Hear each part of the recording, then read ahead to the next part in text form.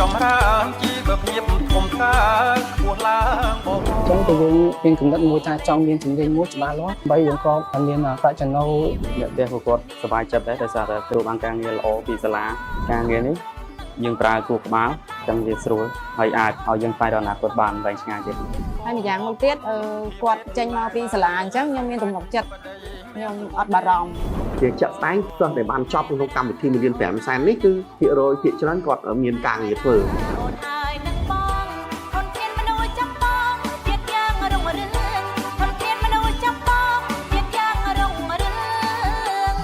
ចំពោះម្ដាយគឺគាត់យល់ព្រមនៅ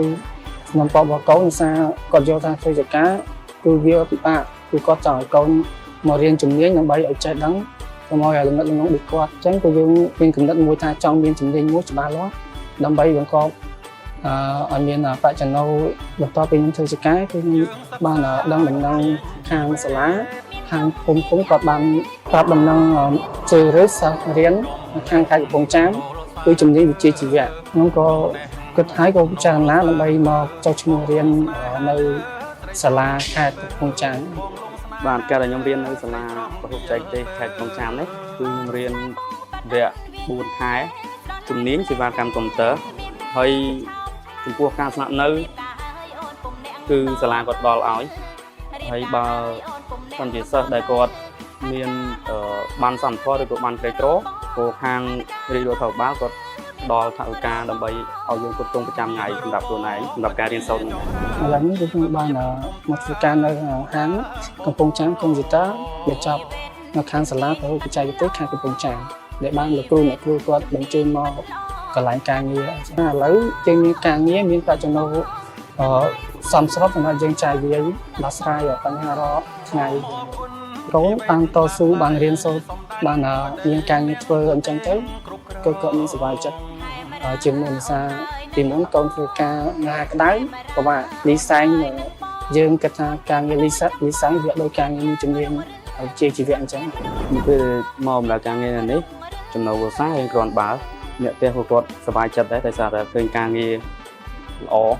ស្រួលនៅពេលដែលយើងធ្វើការប្រើកម្លាំងហត់អនាគតរបស់យើងក៏អត់ច្បាស់លាស់ដែរអញ្ចឹងបើយើងមានជំនាញហើយការងារនេះយើងប្រើគូក្បាលអញ្ចឹងវាស្រួលហើយអាចឲ្យយើងផ្សាយដល់អនាគតបានវែងឆ្ងាយទៀតវាយចិត្តហើយធ្វើហើយក៏អរគុណដល់ម្ចាស់ហាងដែរដែលគាត់បានផ្ដល់ឱកាសឲ្យខ្ញុំដល់ការងារនៅទីនេះគឺខ្ញុំមានអារម្មណ៍ថាសប្បាយចិត្តជាខ្លាំងបានម្ចាស់ហាងគាត់ទទួលយកខ្ញុំធ្វើការនៅទីនេះនិយាយទៅបុគ្គលិក2នាក់ដែលគាត់មកពី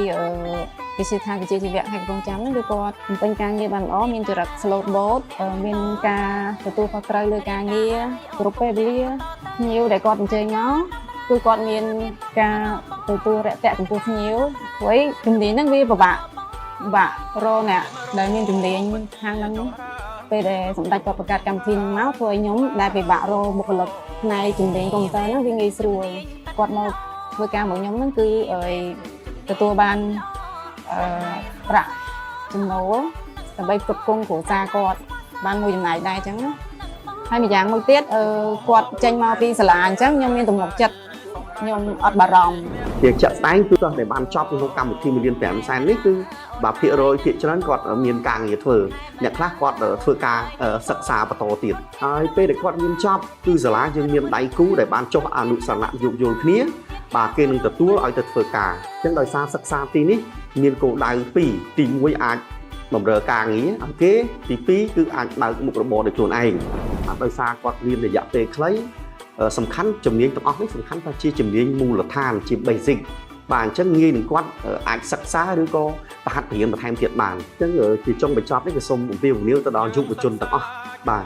សូមងាកមកចាប់យកជំនាញវិជ្ជាជីវៈដែលរៀនសិក្សារយៈពេលខ្លីជាស្ពានចម្លងមួយទៅរកការងារឆាប់បានរហ័សហើយដែលការងារដែលទីផ្សារកំពុងតែត្រូវការអញ្ចឹងយុវជនម្នាក់ត្រូវមានជំនាញមួយយ៉ាងតិចប្រចាំជីវិតបាទកាលណាយើងមានជំនាញយើងនឹងមានប្រាក់ខែមួយសមរម្យនឹងធ្វើឲ្យជីវភាពរបស់យើងប្រសើរឡើងហើយតាមប្រសាសន៍របស់សម្ដេចមហាបវរធិបតីហ៊ុនម៉ាណែតគឺវារៀនឲ្យចប់ឲ្យចេះឲ្យមានការងាររៀបការហើយអូនពុំអ្នកតទៅ